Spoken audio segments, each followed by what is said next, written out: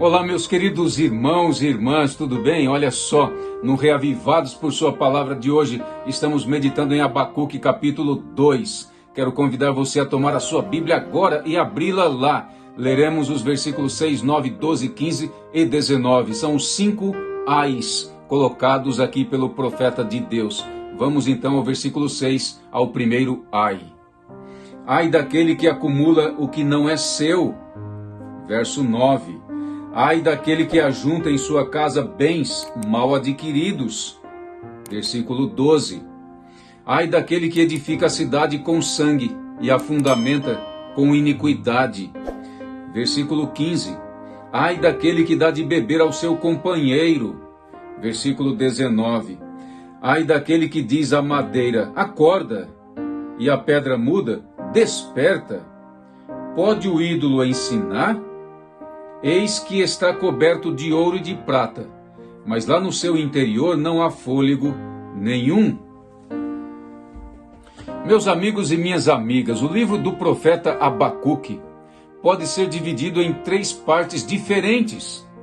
O capítulo 1 fala de uma sentença, um peso, uma mensagem difícil de ser entendida e mais difícil ainda de ser engolida. Nesse capítulo, o profeta escancara as tensões da sua alma e expressa, sem rodeios, os dilemas que assaltam o seu coração. 2 grandes conflitos são vividos por Abacuque. O primeiro é o prevalecimento do mal e a aparente falta de ação e demora de Deus. Suas orações não são respondidas com a mesma urgência que foram elevadas ao céu. O segundo conflito é a resposta surpreendente de Deus à sua oração. A resposta de Deus deixou o profeta Abacuque mais alarmado e esmagado que o aparente silêncio de Deus. Deus disse a Abacuque que os babilônios sanguinários estavam vindo contra Judá, cumprindo a sua soberana vontade, obedecendo a um chamado divino. O segundo capítulo do livro do profeta Abacuque fala de uma visão. O profeta deveria escrever a visão num outdoor para todo mundo ler. A visão que Deus revela anuncia que o homem soberbo vai perecer, mas o justo filho de Deus vai sobreviver à crise, pois ele viverá pela fé. Os caldeus babilônios, por pensarem que seu poder emanava de suas próprias mãos e de seus ídolos mudos, cairiam, sem jamais serem levantados, mas o povo de Deus que teme a ele, que vive pela fé, seria restaurado plenamente. O terceiro capítulo desse livro fala de um cântico. O profeta de Deus, que começa o livro chorando, termina-o cantando. Seu cântico não é em virtude da mudança circunstancial, não. As circunstâncias continuavam escuras, mas a verdade de Deus tinha enchido a alma do profeta de esperança, esperança que vinha de Deus. Deus havia descortinado para o seu profeta o seu propósito, havia mostrado a ele sua soberania, e agora, em vez de questionar a Deus, Abacuque clama por avivamento e se alegra em Deus, a despeito de qualquer situação. O primeiro capítulo desse livro fala sobre a invasão dos caldeus babilônios. O segundo capítulo prediz o juízo de Deus contra esse povo babilônio. O terceiro capítulo retrata a vinda do Senhor e a destruição das forças mundiais opressoras. No capítulo 2, o juízo de Deus vai condenar 5 práticas da Babilônia. Essas práticas, meus amigos e amigas, condenadas aqui no capítulo 2, são praticadas hoje também pelos reinos do nosso mundo moderno e por muitos homens e mulheres individualmente.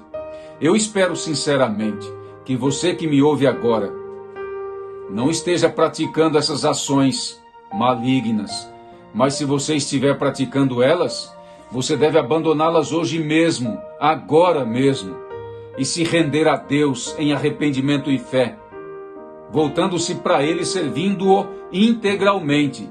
Caso contrário, você será também alvo do juízo de Deus. A primeira prática condenada por Deus é o enriquecimento ilícito, é o roubo. Isso está no versículos 6, 7 e 8 desse capítulo 2. O enriquecimento ilícito é uma maldição. O profeta Abacuque diz o seguinte: ai daquele que acumula o que não é seu. Nas guerras expansionistas, a Babilônia tinha tomado reféns, tomado também objetos de arte, dinheiro e tudo quanto podia ser levado, a Babilônia levou para a sua terra. O pecado condenado pelo profeta aqui envolve um acúmulo de bens que não são seus, que por meio do roubo, quer mediante roubo ou quer mediante a fraude, e isto é condenado por Deus. Enriquecer-se com o que pertence aos outros é a quebra do 8º mandamento da santa lei de Deus, que diz: não furtarás. Êxodo capítulo 20, versículo 15. O enriquecimento ilícito está debaixo de um ai condenatório que contradiz a lógica divina. A segunda prática condenada por Deus são os bens adquiridos com desonestidade. Isso está no versículo 9, 10 e 11. O profeta Abacuque é direto em sua mensagem. Ai daquele que ajunta em sua casa bens mal adquiridos. Isso está no versículo 9. Refere-se aos que andam em busca de ganho pecaminoso, ganho iníquo. A terceira prática condenada por Deus é a vitória alcançada pela opressão. Isso acaba tendo gosto de derrota, diz o versículo 12. A Babilônia, meu amigo, edificou o seu vasto império e construiu sua magnificente cidade com o sangue dos inocentes, arrastados com anzóis e redes varreduras e chicotes e opressão e cativeiro e morte. Os cativos oprimidos construiriam os magnificentes monumentos e os jardins suspensos da Babilônia. Assim ela foi erguida, construída e expandida no mundo antigo. O ouro de seus palácios foram riquezas roubadas das nações. A felicidade deles foi erguida sobre a infelicidade dos povos.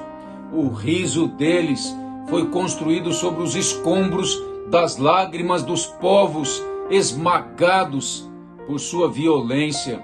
Os caldeus ergueram aquela impressionante cidade com iniquidade. Isso foi condenado por Deus. A quarta prática condenada por Deus é a embriaguez. Dar de beber ou embriagar o seu próximo com bebida forte é uma atitude condenada severamente pelo Senhor Deus. O profeta Abacuque, de forma contundente, sentencia o seguinte: ai daquele que dá de beber ao seu companheiro, misturando a bebida o seu furor, e que o embebeda para lhe contemplar as vergonhas. Verso 15. A Babilônia embebedava seus súditos para escarnecer deles e humilhá-los.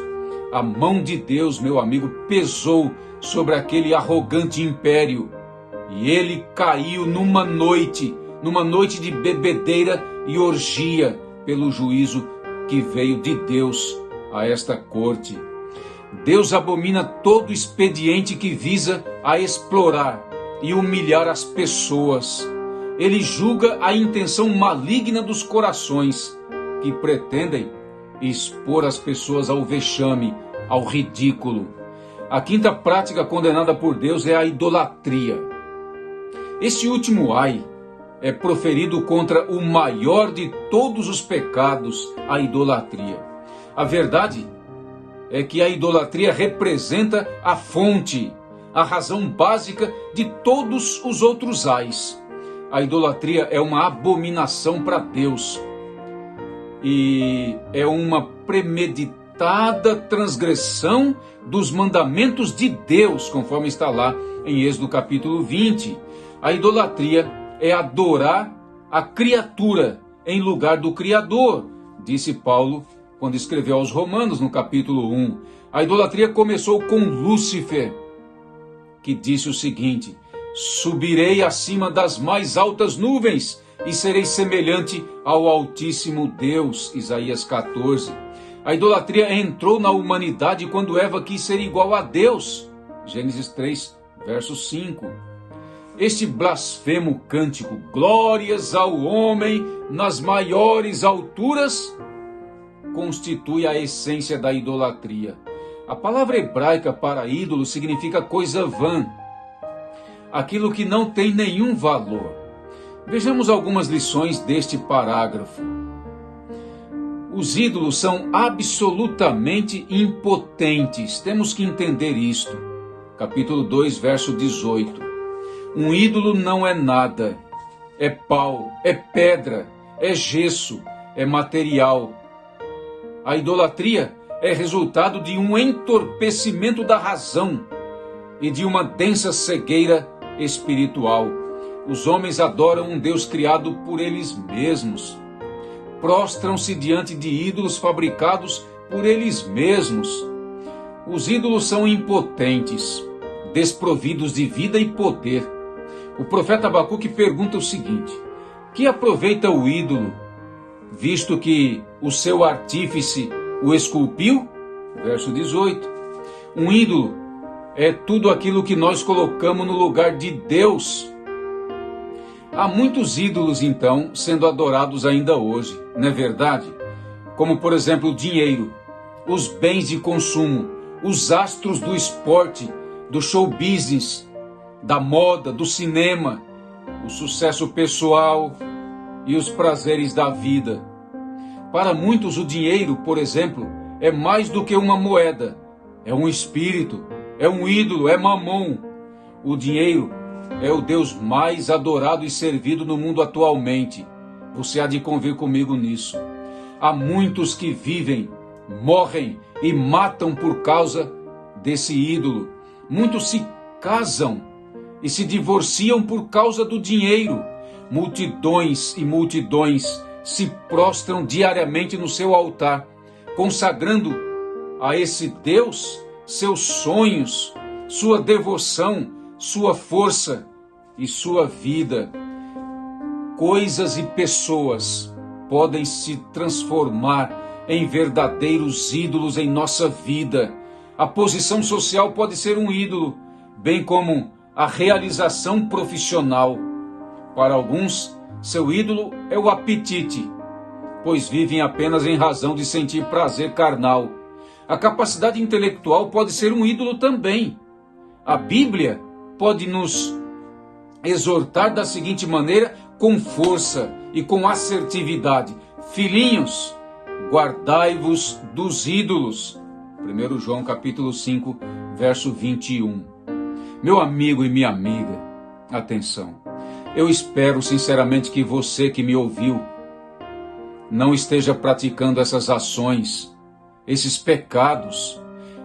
E se estiver, você deve abandoná-los hoje mesmo e se arrepender, para que você não seja alvo do juízo de Deus. Curve-se diante de Deus hoje e todos os dias da sua vida, para louvor da glória de Deus e para a sua salvação. Senhor Deus Todo-Poderoso, livrai-nos do juízo final do Senhor. Salva-nos para o teu reino, reconstruindo nossa mente e nosso coração hoje, para servirmos fielmente ao Senhor e não aos ídolos dessa terra. Em nome de Jesus, nosso adorável Rei e Salvador. Amém.